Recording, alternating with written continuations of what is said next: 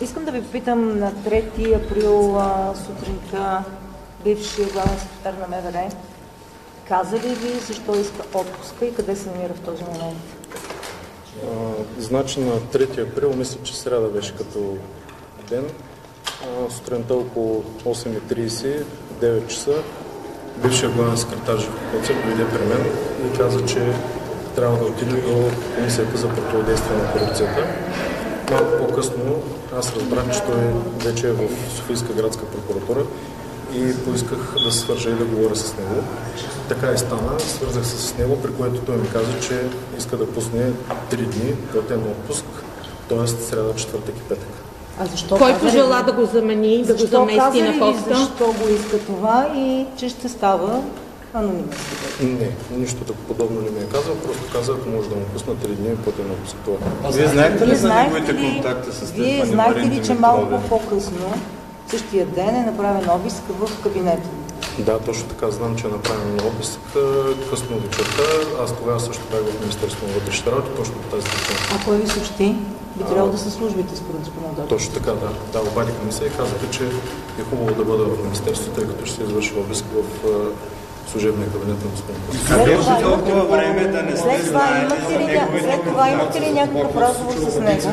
Защото един ден по-късно той си дава и оставката. Имате ли след това някакъв разговор с него? Не, разговорът беше само вечерта, когато приключиха всички процесуални действия и когато той се подписа заявление, с което по собствени причини и желания пожела да напусне системата на мен. Вие познавате ли? Не, по никакъв начин не съм оказвал натиск. Как сте работили толкова време с този човек? Как му вярвате, след като единия ден излизам отпуска, на втория ден си давам оставката и на следващия ден я оттеглям? Не мога да отговоря на тези въпроси. Може би те са към него. Може би някой по някакъв начин го съветва за всичко това, което се случи. Именно първо подаването на по собствено желание на оставка и след това оттегляне на подобно. Вие познавате ли Дай си оставката, другото е оттегление. Не ви чувам. Явно са две коренно различни неща. Едното е дай си оставката, второто е оттегли. Тоест и от двете страни го съветват. Така поне излиза. Едното е подаване на оставка по собствено желания, а на другия ден всички станахме свидетели как стана оттеглянето на въпросите оставка. Познавате ли Марина Стефан Димитрова? Заместника на главния секретар Живко Коцев ли определи сам заместника си, той ли подписа заповедта? Значи, вижте, назад във времето, а и за напред винаги ще бъде така. Тогава, когато отсъства главният секретар, независимо по каква причина, дали е в платен отпуск, дали е в болничен, дали е в някаква командировка, документа, който съпровожда това, че ще отсъства, е именно и заповед, с която главният секретар, пак казвам, който и да е той, определя за свой заместник да изпълнява функциите именно на заместник главния секретар. Ние това го знаем, Кирил Петков не го знае. Годините назад, как сте Винаги е било така, заповедта, това е практика. Това просто е практика и по тази причина е в момента до назначаване на титуляр на длъжността главен секретар, тя ще бъде заемана от заместник главния секретар. Познавате ли Марина Стефан Димитрова, господин министър? Обадете се и към нас. Не може да отговаряте само на... Познавате ли Марина Стефан Димитрова?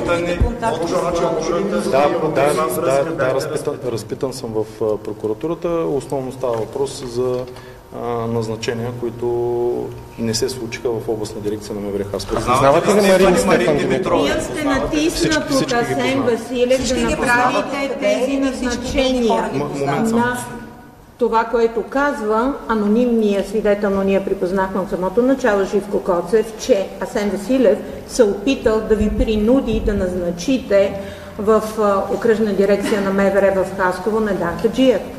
Той няма как да ме принуди, както той, така и всички останали, които опитаха по някакъв начин да ми въздействат, да назначава който и да било, където и да било, на каквато и да било длъжност. Така че Асен Василев също не успя.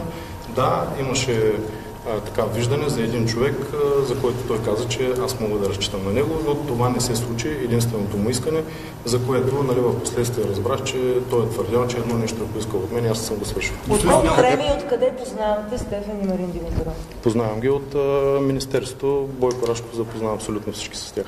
Идвали ли са по времето на Живко Коцев в Министерството? Значи как и по какъв повод?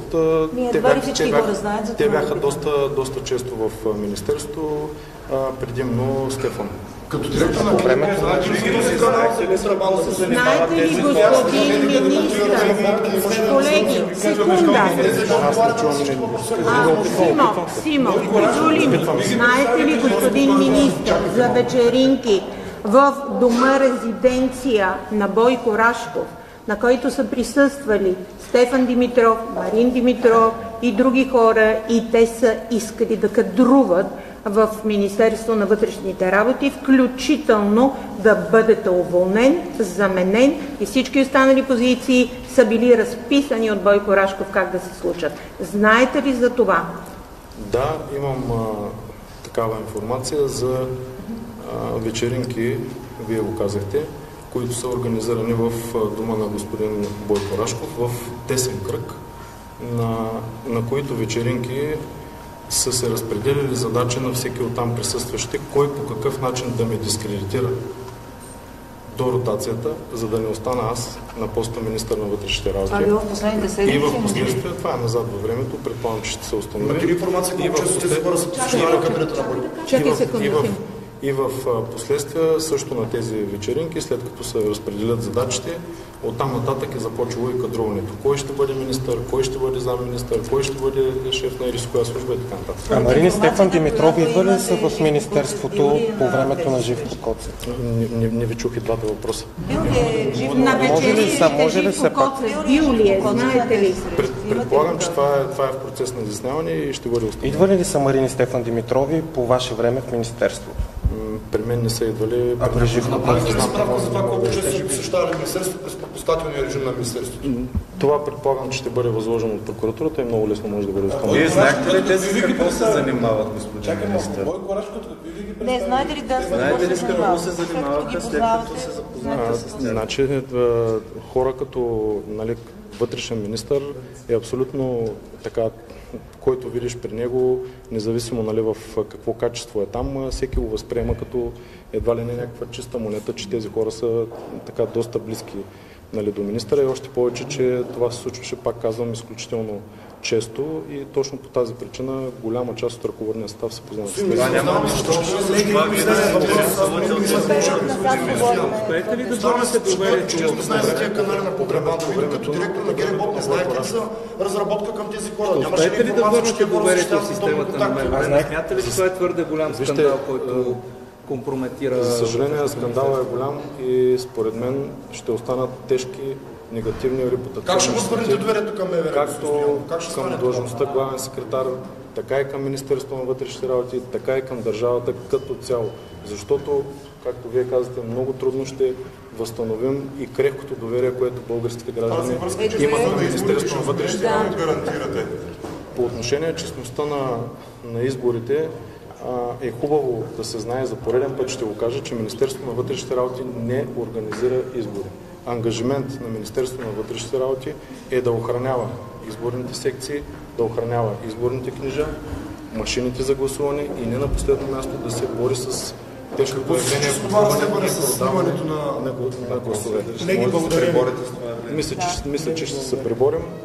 Аз, честно да ви кажа, така недоумения за мен и хората, които са покрай мен в Министерството и предполагам голяма част от служителите на МВР, недоумения буди факта как някой след 6 месеца ни опреква, че ние не сме се справили на изборите. Преди, по време и след изборите ние нямахме критика от тези хора, които в момента я отправят към нас. Така че за мен е абсолютно несъстоятелно това твърдение. Аз считам, че ние ще се справим още повече. За първи път ние чухме, че според изказванията на някои хора, Министерството на вътрешните работи отговаря и за недействителните гласове. Пълен абсурд.